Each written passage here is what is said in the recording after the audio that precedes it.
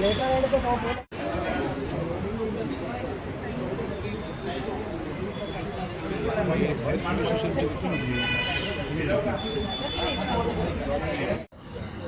करोडो रुपये खर्च करून जेव्हा आपण एखादं स्वप्नातलं घर घेतो आणि त्या स्वप्नातलं घर घेताना एखादा बिल्डर जेव्हा फसवणूक करतो त्यावेळेस त्या कुटुंबावरती कोणतं मोठं संकट येतं याची जाणीव प्रत्येकालाच असते। असंच एक प्रकरण आहे रोहिंजन खारघरमध्ये लाखो करोड रुपये खर्च करून कर्जाची पुंजी संपूर्ण लावून देखील जे स्वप्नातलं घर आहे ते मिळालेलं नाही आहे। नवी मुंबईतले सुप्रसिद्ध बिल्डर आदिराज बिल्डर या बिल्डरकडे मागील 8 वर्षांपासून बुक केलेलं घर न मिळाल्यामुळे लाखो रुपयांचा कर्जाचा बोजा त्यांच्या डोक्यावरती आहे। आपल्या सोबत आहेच या आदिराज बिल्डर्समध्ये बुक केलेले हे सगळे रहिवासी आहेत। आपण पाहू शकता आज त्यांचा मोर्चा खारघर पोलीस स्टेशनवरती आलेला आहे। ज्या बिल्डरने आपली फसवणूक केलेली आहे त्या बिल्डरवरती गुन्हा दाखल करा, त्याला अटक करा, आम्हाला न्याय द्या, पोझिशन द्या, ही तीव्र मागणी खारघर पोलीस स्टेशनकडे केलेली आहे। आपल्याकडे काही रहिवासी आहेत। आदिराज बिल्डर सोसायटीचे सेक्रेटरी आशिष कदम आपल्यासोबत आहेत। आशिषराव, काय नेमकी मागणी आहे आणि एकूणच ह्या प्रकरणाबद्दल आपण काय माहिती द्याल? केव्हा घर बुक केलेलं, किती लोक आहेत, काय सांगाल? आम्ही 2018 मध्ये बुक केलेले टॉवर 1C साठी। असे बरेचसे अजून 8 टोटल 10 टॉवर आहेत। 10 टॉवरमध्ये 8 टॉवर अंडर कन्स्ट्रक्शन आहेत, ते पूर्णपैकी बंद पडलेले आहेत। 2018ला आम्ही फ्लॅट बुक केला, प्रॉपर ॲग्रीमेंट झालेलं आहे, स्टॅम्प ड्युटी भरलेलं आहे आणि आतापर्यंत आम्ही 40 लाख ॲज माझ्या फ्लॅटच्या संदर्भात मी सांगतो 40 लाख दिलेले आहेत।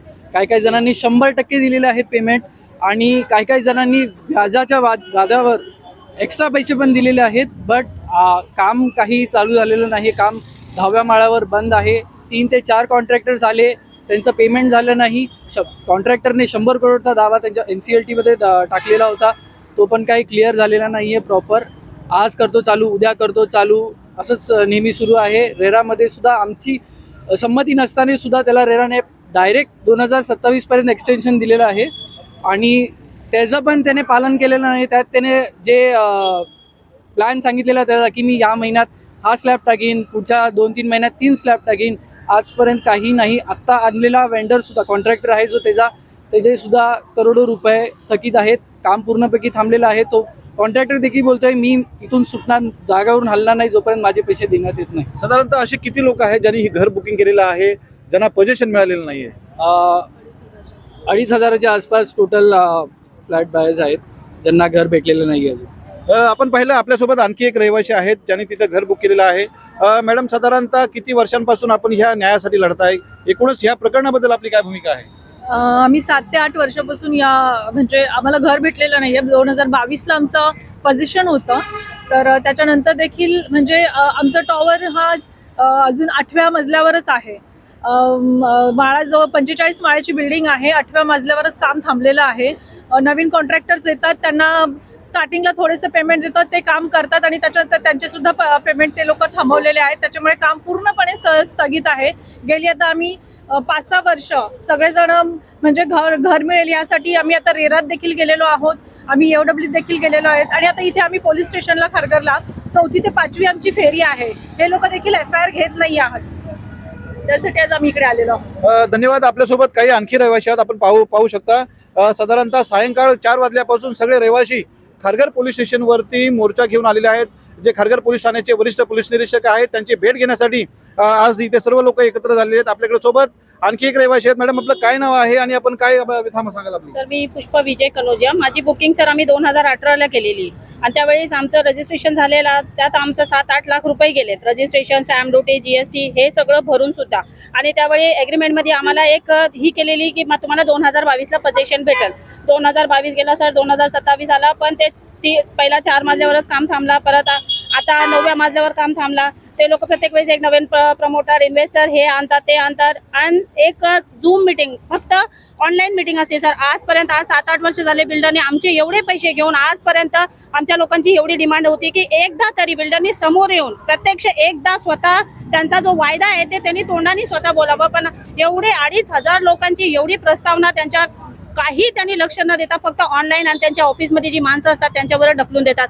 आम्ही कितीतरी वेळी मोर्चा काढला, काही केला आणि यांना सर कसं आहे ना, यांना काही बोला तुम्ही, आमच्या देशात त्यांना ह्या सरकारची त्यांना भरपूर सपोर्ट आहे।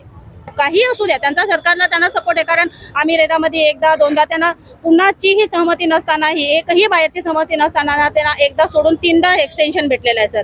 एक्सटेन्शन भेटला. आम्ही EWO मध्ये कंप्लेंट केलेली आहे. आज आम्ही खारघर पोलीस स्टेशनला 5व्या वेळी आलोय सर, तरी आमची कुठं सुनवाई नाही आहे. प्रत्येक वेळी एक तरी कोणतं तरी कारण सांगतात, हे असं आहे, ते तसं आहे, हे सिव्हिल केस आहे, हा आहे, ते आहे. म्हणून असे बिल्डर जे एवढे 1700 करोड रुपये खाऊन एकदम निवांत बसलेले आहेत, आणि आमच्यासारखे एक मिडल क्लास पब्लिक जे आहे त्यांना फक्त आम्ही बँकेची EMIs भरतोय. अगर बँकेची EMI सर एक दिवस लेट झाली तर बँकवाले आमच्या घरापर्यंत येऊन आम्हाला धमकी द्यायला तयार आहेत. त्यांना त्यांची EMI डेटवर पाहिजे. आज आम्ही सर 50,000 रुपये EMI आणि 30,000 रुपये रेंट भरतोय सर.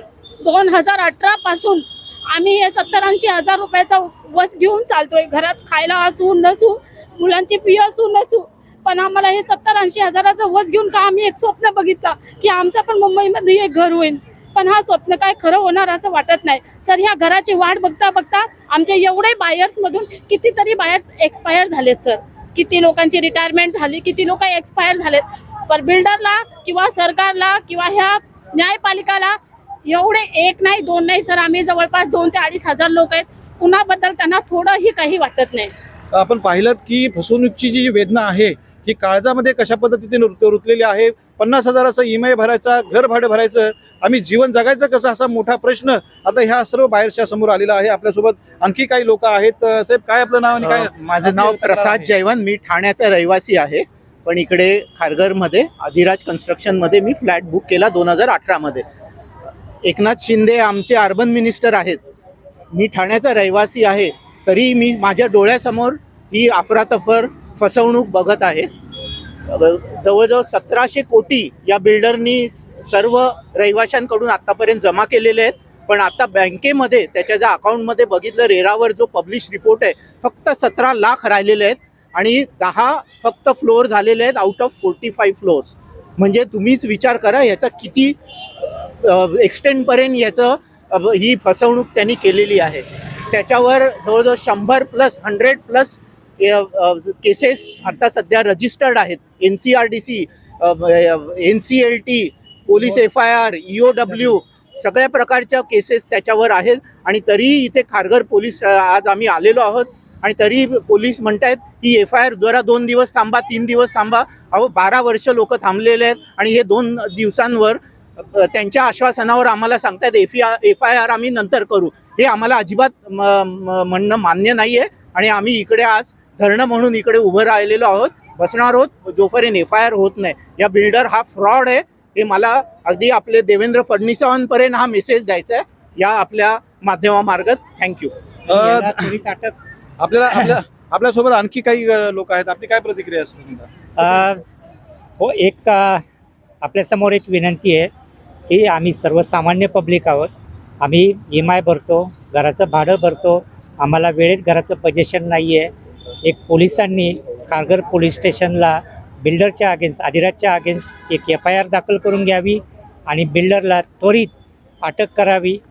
अन्यथा कदाचित बिल्डर हा पळून जाऊ शकतो. एवढा मोठा नियर अबाउट 2000 करोडचा फ्रॉड आहे. बिल्डर हा बाहेर जाऊ शकतो, पळून जाऊ शकतो. तर ते थांबवण्यासाठी आमची खरंच कळकळीची खारघर पोलीस स्टेशनला विनंती आहे की त्यांनी त्वरित कारवाई करावी आणि बिल्डरला अटक करावी. धन्यवाद. हे सगळे रहिवासी अधिराज बिल्डर्समध्ये घर बुक करणारे आहेत. आपण पाहतोय की हे फक्त एवढेच नाही तर संपूर्ण पोलीस स्टेशनमध्ये जवळजवळ 200हून अधिक लोक इथे आलेले आहेत. जर आपण कर्ज काढून घर घेत असू आणि त्या बिल्डरनं जर कमिटमेंट पाळलेली नाही तर त्या लोकांनी करायचं काय, जगायचं की मरायचं? आम्ही सगळे रस्त्यावरती आलो आहोत. आपण एक ताई आपण पाहिल्यात की त्यांच्या डोळ्यातून अश्रू आले. घर घरायचं, जगायचं की भाडं भरायचं की कर्ज फेडायचं? अशा परिस्थितीमध्ये जर पोलिसांनी तातडीने ह्या बिल्डरला अटक केली नाही, तर आम्हाला न्याय दिला नाही, तर आम्ही काहीतरी वेगळं पाऊल उचलू असा इशारा देखील ह्या लोकांनी दिलेला आहे. आणि राज्याचे मुख्यमंत्री देवेंद्र फडणवीस यांच्याकडे देखील विनंती केलेली आहे की साहेब तुम्ही लक्ष द्या. अशा प्रकारे जर बिल्डर फसवत असतील तर नागरिकांनी करायचं काय, लोकांनी न्याय मागायचा कुठे? आता खारघर पोलीस स्टेशन ह्यावरती काय नेमकी भूमिका घेत आहेत, त्या बिल्डरवरती गुन्हा दाखल करतायत की नाही, हाच प्रश्न खऱ्या अर्थाने ह्या लोकांना न्याय देण्यासाठी तूर्त राहील.